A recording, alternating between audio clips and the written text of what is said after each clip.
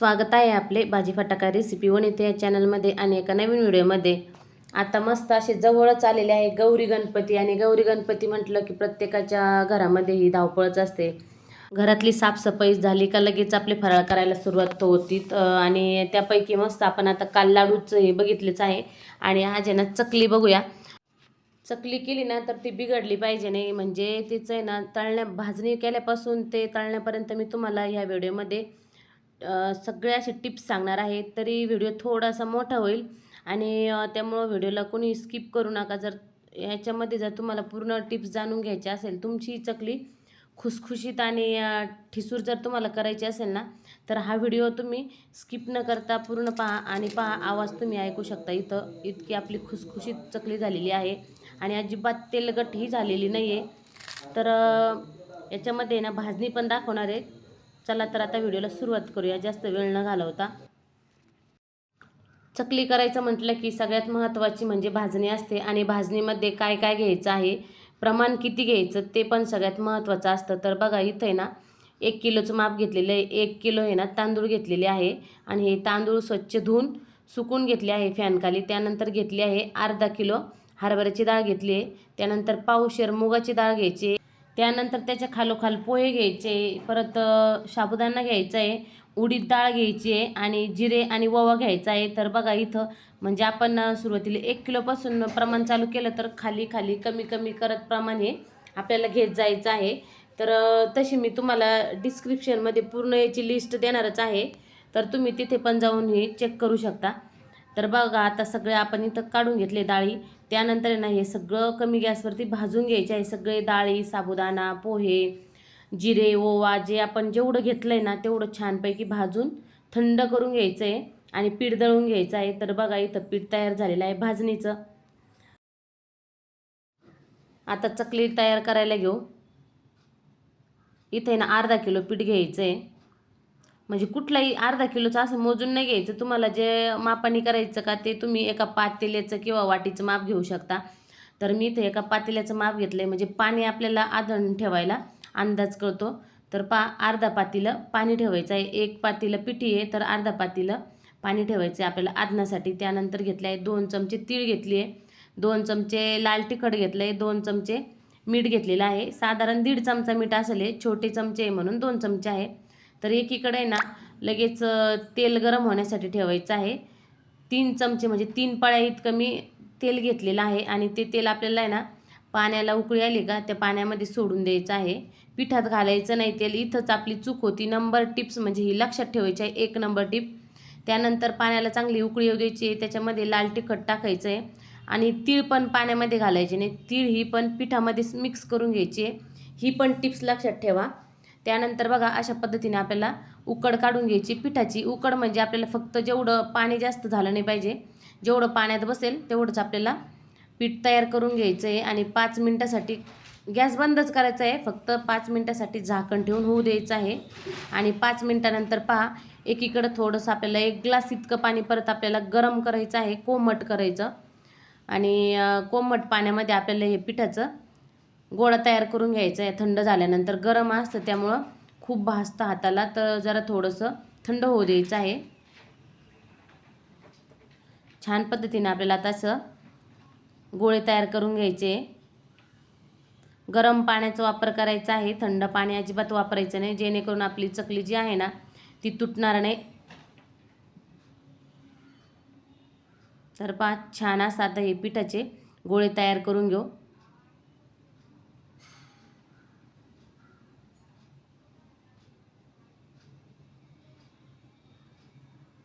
आणि आता हे जेवढं तुम्हाला सोऱ्यामध्ये घालता येईल ना शेवग्यामध्ये तेवढे गोळे तयार करून घ्यायचे। पहा मी आता सगळं म्हणजे एकखटी पीठ भिजून ठेवायचं, फक्त झाकून ठेवायचं आहे ते आणि आता चकली तयार करायला घेऊ। तर बघा हा शेवगा जो आहे ना तो खरंच खूप उपयोगाचा आहे बरं का चकली करण्यासाठी, म्हणजे जास्त याला आहे ना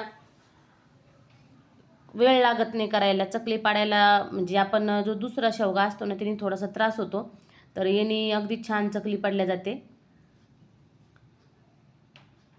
आणि ही एक टिप्स लक्षात ठेवा, चकली पाडत असताना ना जवळ जे वेडे घेतो ना आपण ते अगदी जवळ घ्यायचे आहे। तुटक जर वेडे घेतले ना तर आपली चकली ही तेलात टाकल्यानंतर तुटते, त्यामुळे ना जवळजवळ वेडे आपल्याला घ्यायचे आहे. बघा इथं अशा पद्धतीने आपल्याला चकली सोडून घ्यायची. तोपर्यंत एकीकडे गॅसवरती तेल गरम होण्यासाठी ठेवायचं आहे. तर इथं आहे ना बरीच आता जास्त एकखटी पूर्ण सगळी चकली पण पाडून ठेवायची नाही. ही पण टिप्स लक्षात ठेवा. एका वेळेस आहे ना 10-20 चकल्या आपण तयार करून ठेवायच्या आहे. कारण तळायला याला खूप जास्त वेळ लागतो, त्यामुळं जास्त चकल्या करून ठेवायच्या नाही आणि तेल चांगलं कडकडीत होऊ द्यायचं आहे. इथं पण महत्त्वाची टिप्स लक्षात ठेवा, तेल कडकडीतच होऊ द्यायचं आहे. आणि बघा तेल आपण जेव्हा पलटी केल्यानंतर आपल्याला गॅस हा मीडियम करायचा आहे. तोपर्यंत गॅस आपल्याला फुलच ठेवायचा आहे. आणि चकली कशी तळली हे ओळखण्यासाठी पण टिप्स लक्षात ठेवा. केलेला आहे आणि कमी गॅसवरती चकली होऊ द्यायची आहे. त्याचा रंग खूप जास्त असा लालसर पण आला नाही पाहिजे, पिवळसर रंग दिसला पाहिजे छान. आणि हळद वगैरे काहीही घालू नका चकलीच्या पिठामध्ये, जेणेकरून आपल्या चकलीचा रंग बिघडणार नाही. जेव्हा चकली तळल्या जाते ना, तेव्हा जी चकली आहे ती पूर्ण तेलामध्ये खाली बसते. बघू शकता तुम्ही, जे बब्बल्स असतात ना ते कमी होतात तेलामधले, म्हणजे समजून घ्यायचं. बघा आता इथं तर आपली चकली तळली आहे आणि रंगही बघू शकता तुम्ही, खूप छान अप्रतिम रंग आलेला आहे चकलीला. जर तुम्हाला अशीच चकली करायची असेल ना, तर ह्या मी ज्या टिप्स सांगितलेल्या आहेत त्या फॉलो करा. खरं भाजणीचं महत्त्व आहे आणि चकली तळण्याचं खूप महत्त्वाचं आहे चकलीमध्ये. तुम्ही चकली कशी तळता याच्यावरतीच खरं तुमचं चकली करण्याचं समजतं. कारण चकली जर चांगली तळली ना तरच ती खुसखुशीत लागते. आणि खूपच आपण नुसतं रंगावरती गेलो आणि लगेच चकली काढली तर ती नरम पण पडते. तर इथं आता सगळ्या चकल्या आपण तळून घेऊ एक एक करून कमी गॅसवरती. सुरुवातीला गॅस हा फुल ठेवायचा. चकली पलटी केल्यानंतर गॅस आपल्याला कमी करायचा आहे. ह्या टिप्स छोट्या छोट्या ज्या आहे ना त्या लक्षात ठेवा.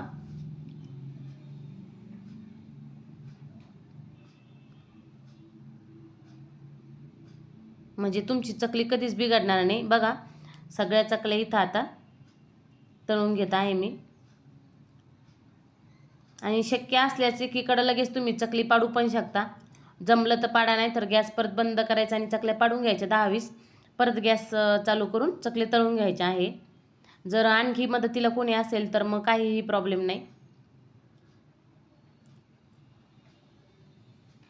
आणि दिवाळीच्या फराळामध्ये सगळ्यात आवडीचा पदार्थ म्हणजे चकलीचाच असतो. आणि चकलीच जर आपली व्यवस्थित आली नाही तर आपल्याला कुठलेही म्हणजे पदार्थ कितीही छान करा, पण चकली जर व्यवस्थित नसली तर फराळ हे छान झाल्यासारखं वाटत नाही.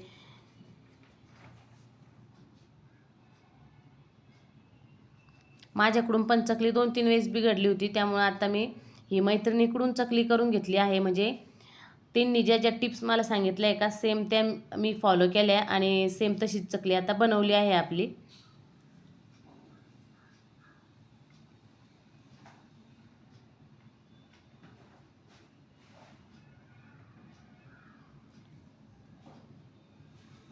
तर आपली चकली इथं जवळजवळ सगळ्या यात तळून झालेल्या आहे.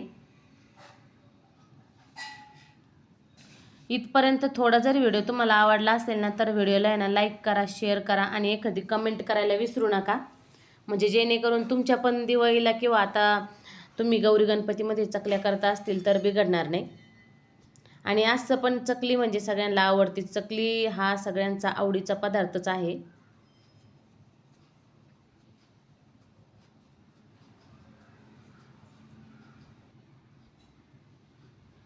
आपल्या चकलीचा रंग बघू शकता तुम्ही, अजिबात असा रंग आपला जास्त लाल पण नाही आलेला आणि कच्चा पण राहिलेला नाही आहे. सुरुवातीलाच मी दाखवलं आहे चकली तुम्हाला फोडून कशी झालेली आहे. तर पहा इथं सगळ्या चकल्या इथं करून झालेल्या आहे. अगदी परफेक्ट प्रमाण सांगितलं आणि तळण्यापासून ते भाजणीपासून ते तळण्यापर्यंत सांगितलेलं आहे व्हिडिओमध्ये. छोट्या छोट्या सगळ्या ज्या टिप्स होत्या मला माहीत तेवढ्या मी तुमच्यापर्यंत पोहोचण्याचा प्रयत्न केलेला आहे. तरी व्हिडिओ आवडल्यास लाईक करा, शेअर करा, चॅनलला सबस्क्राईब करायला विसरू नका. भेटूया पुढच्या व्हिडिओमध्ये. व्हिडिओ पाहिल्याबद्दल धन्यवाद.